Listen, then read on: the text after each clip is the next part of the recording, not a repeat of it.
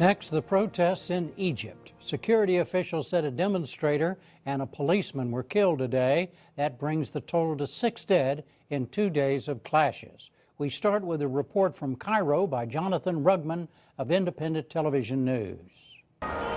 In the heart of Cairo's concrete jungle, police fired tear gas and rubber bullets to break up what is now the biggest challenge to Hosni Mubarak's 30-year rule. In Cairo, the protesters may have numbered a few thousand at most, but amid the tear gas, the stones, the skirmishes, the picture emerging here is extraordinary because the defiance is unprecedented. Protests were officially banned today. Hundreds across Egypt have been arrested, with plainclothes police seen frog-marching suspects away. We followed protesters fleeing the tear gas into a warren of back streets. This is not over, one of them told us. It's only just begun. Police cars. They are shooting the people. They are shooting the people. No mercy. They have no mercy. Rubber bullets. Rubber bullets. They have no mercy. They attack people directly. They do not give them attention. Nothing. Will you carry on protesting?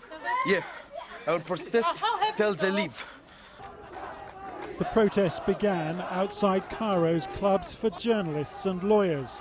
They called for fresh elections after those last November gave the president's party a widely ridiculed 93%. Some journalists trying to film here were attacked by plainclothes police. This was Cairo's Freedom Square in the early hours of this morning, failing to live up to its name. Protesters had vowed to stay up overnight, but the police were having none of it. Among the injured and tear-gassed were Egypt's educated, internet-savvy future, inspired by Tunisia's revolt and in search of a country no longer led by Hosni Mubarak. As if we are not humans, they are beating us like dogs.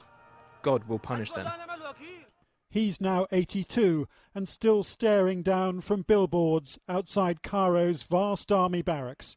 Rumours that he wants his son to replace him are only adding to the sense of despair here. Tonight, security forces tried to ward off small bands of protesters calling for Egypt's president to abandon power. This is uncharted territory for an ageing leader, and his opponents are showing no sign of giving up yet. At the White House today, spokesman Robert Gibbs said Egypt is a strong ally, but he declined an opportunity to express support specifically for Mubarak.